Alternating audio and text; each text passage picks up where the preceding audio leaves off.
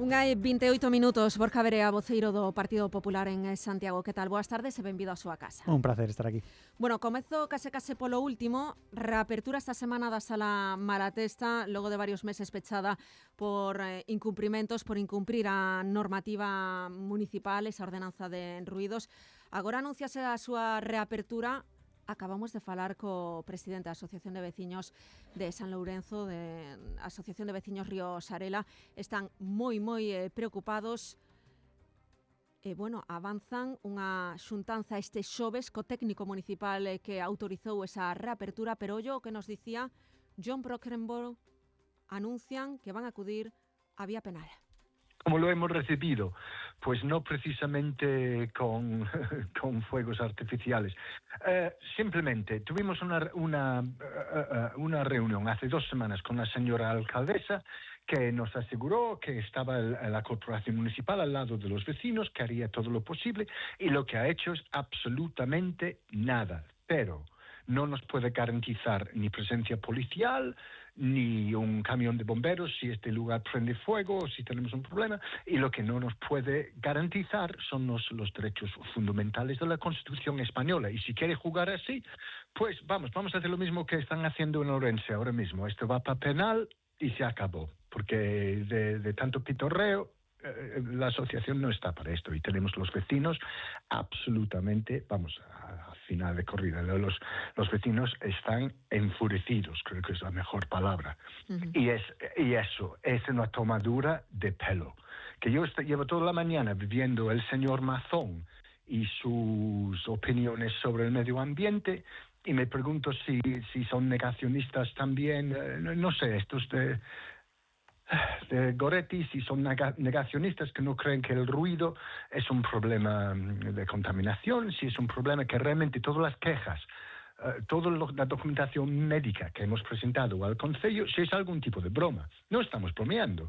Veciños, dicía o presidente, absolutamente enfurecidos, se anuncian esa vía penal. Como ve? Pois é tremendo ter que chegar a esta situación que, ademais, pois replícase moitos puntos da cidade, moitos departamentos do Concello, e o que temos pois un goberno de BNG e Compostela Berta pois en situación de colapso, non hai outro termo, non?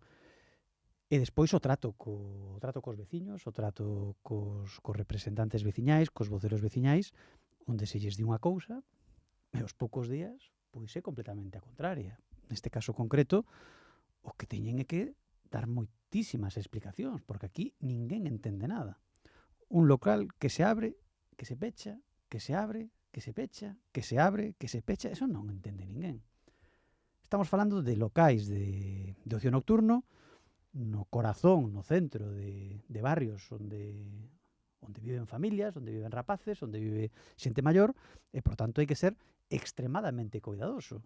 Calquera que seguira a evolución desta sala, pois non entende nada. Como pode abrir, pechar, abre 3 meses, volve a pechar, despois se superan cuestión que ninguén explica, pois volve a abrir, eso nin é serio, nin se pode permitir hoxe en Santiago. Claro, esta sala indican os propietarios que acometeron obras, que é a máis insonorizada de toda Galicia. O problema, entón, quizáis, non é tanto no interior, senón no exterior. E agora engadimos outro problema. Reabre sen persoal suficiente de policías locais que poidan acudir aí en caso de que suceda algo. O mesmo, bombeiros.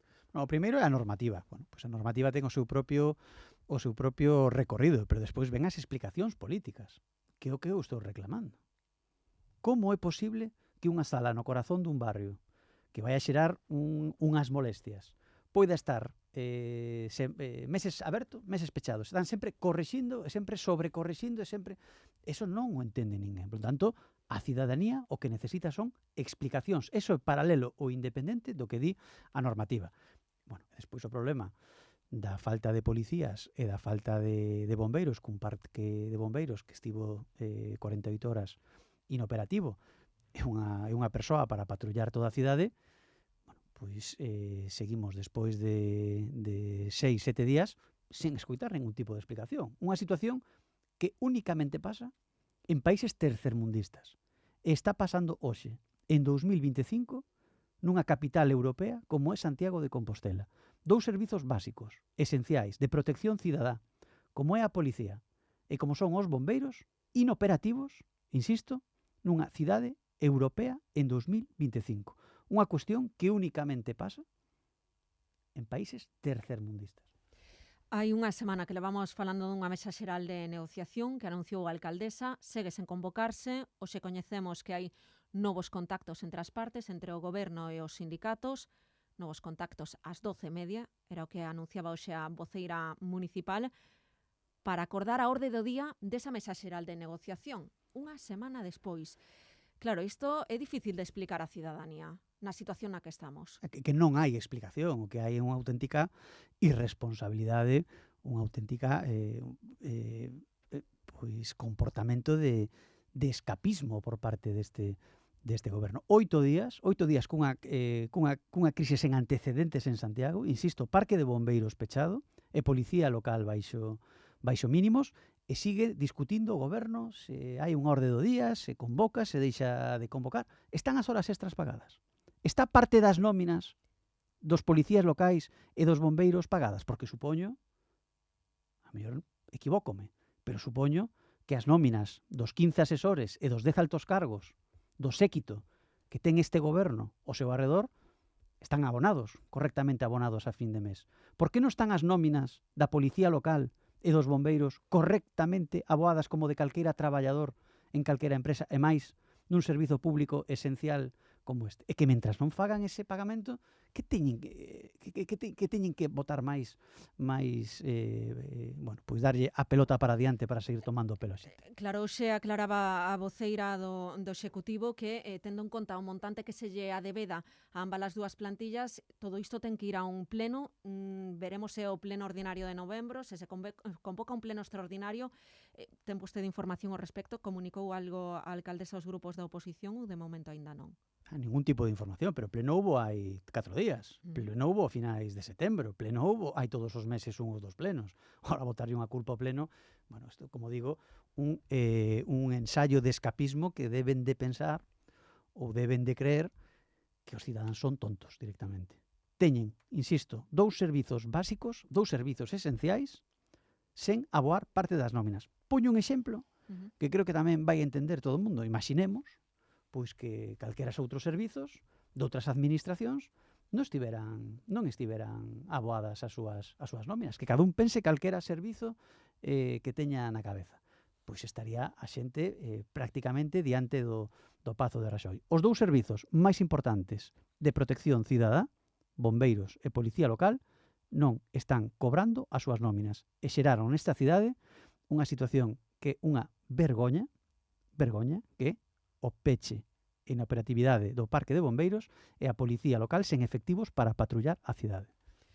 Bueno, lembramos que non levan nin un mes nin 2 sen cobrar esas horas extraordinarias que facían de xeito voluntario. Levan, agora xa podemos dicir, 1 ano sen cobrar esas horas. Mañá hai reunión dos veciños do Ensanche co concelleiro de Seguridade, coa comisaria da Policía Nacional, con Nuria Palacios, para falar do lecer nocturno. Seguen preocupados. Esta fin de semana houbo novamente, segundo nos informan, unha nova lea, unha nova pelexa na rúa Frei Rosendo Salvado. Que agarda vostede deses encontros mañá 9 da mañá e 11 da mañá? Xuntanzas importantes. Bueno, o que temos todavía, creo que estamos esperando todos os cidadáns de Santiago tamén explicacións por esa frase que nos deixou a todos cos ollos ojipláticos, non? Cando dixo a principal representante desta cidade, a alcaldesa do BNG, que a policía nas rúas xera alarma. Será todo o contrario. Serán que a policía onde ten que estar é nas rúas xerando sensación de seguridade. Que podemos esperar dun goberno que di que non quere policía nas rúas porque xera alarma, que ten as nóminas da policía sen pagar? Lembrar que hai poucas semanas tiveron tamén problemas porque non estaban pagando a gasolina dos coches da patrulla e, por tanto, pois un goberno que nega un problema nunca vai a poñer solucións para arranxalo. Para BNG e Compostela Aberta en Santiago non hai un problema de ruido nocturno, non hai un problema de inseguridade, e, polo tanto, pois o que se lles diga, pouca eficacia vai a ter, porque onde non hai un problema, para eles non van a poñer solucións. Bueno, pois estaremos pendentes desas dúas xuntanzas que se anuncian para mañá. Tamén hai outra xuntanza a que estaremos moi atentos este martes, neste caso coa FEGAN, na que sabemos vai participar o concelleiro de Mobilidade, unha xuntanza telemática, aquí o adiantamos en Onda Cero, para abordar a problemática que hai cos VTCs, taxis VTCs. Santiago leva tempo estudando como regular isto. Estamos preto da solución, cree vostede? Que o que están facendo é o que están facendo con todos os problemas que ten a cidade. Decir o que non existe, como na seguridade, o que o problema de outros, ou da Xunta de Galicia, ou neste caso ahora unha reunión coa FEGAN. Para que entendan todos os ointes, a regulación de taxis e de VTCs, que son os Uber e os Cabify, que coñece todo o mundo. O que se pode e non se pode facer en Santiago depende única e exclusivamente dunha decisión do goberno de Santiago. Se quere máis taxis que pode poñer sobre a mesa de xeito xustificado. Hai 29, por certo, pendentes todavía, sí, que están autorizados e non están despregados. Se quere VTCs na cidade, Uber e Cabify, pois terá que facer unha ordenanza para decir onde as quere, como as quere, cando as quere. Non fixo absolutamente nada. Cal é a causa de non facer nada, ou a consecuencia de non facer nada? Os taxistas, con razón, enfadadísimos, as VTCs, con razón, enfadadísimas, e os veciños sufrindo este auténtico descontrol, este abandono, e como dicíamos ao principio da entrevista, pois esta sensación de escapismo, de que non queren meterse en ningún problema e non queren solucionar absolutamente nada, e mentres, pois a cidade vai acelerando a decadencia en todas e cada unha das áreas. Bueno, sabemos que Santiago leva uns meses estudando como resolver este conflicto. Efectivamente, hai que desenvolver unha ordenanza municipal, pero de momento tamén sabemos que houbo contactos con outras cidades, pero aínda non houbo avances ao respecto. Operación Peleteiro, a semana pasada dábase un paso máis no desenvolvemento desa parcela do corazón do ensanche. Votaba en contra o Partido Popular, en contra desa modificación que se aprobou en pleno. Falaba a alcaldesa dunha oportunidade histórica, vostede dunha oportunidade perdida. Por qué? Unha oportunidade histórica perdida. Por qué?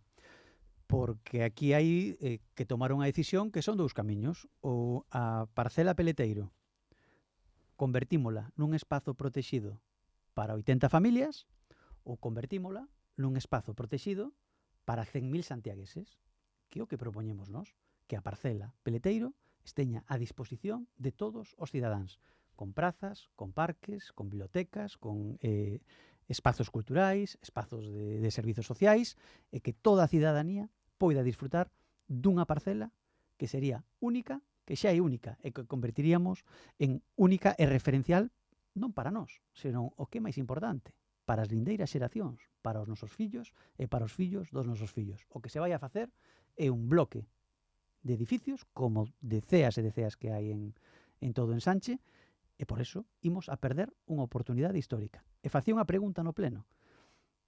Calquera outra cidade europea ia perder unha oportunidade como unha parcela no centro do seu ensanche para poder transformar, modernizar e dar un salto de calidade dentro das políticas urbanas, como aquí imos a perdernos facendo un bloque de edificios. Estou convencido que ninguna outra cidade perdería unha oportunidade como esta, oportunidade que imos a perder na nosa cidade. Dicía o goberno municipal que na práctica o Partido Popular estaba votando en contra de facer vivenda protexida no centro da cidade. Eu xa expliquei no pleno que o debate non é vivenda protexida no centro ou non, que podemos estar de acordo ou podemos non estar de acordo, incluso sería interesante desarrollar ese tipo de políticas en determinadas áreas. O que non estamos de acordo é que na parcela Peleteiro, insisto, unha parcela única e irrepetible, non hai outra oportunidade así no ensanche, pois o que se aposte é por facer un espazo protexido para 80 familias que serán as beneficiarias desa adxudicación ou os propietarios que as poidan comprar, no lugar de convertilo nun espazo protexido para os 100.000 santiagueses e, sobre todo, para as vindeiras xeración de santiagueses.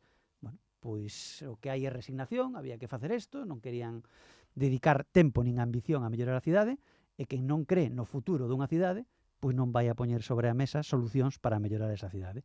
E venceu, ou está vencendo, neste caso, a resignación de polo menos que se faga algo. E nós non imos a ser cómplices desa resignación. Unha última cuestión. Centros socioculturais continúan a medio gas con actividades suspendidas. Gustaríame que escoitara a unha veciña de Marrozos. Ela fala do Centro Sociocultural en concreto de Sar. Estaba apuntada esa memoria e a baile en línea.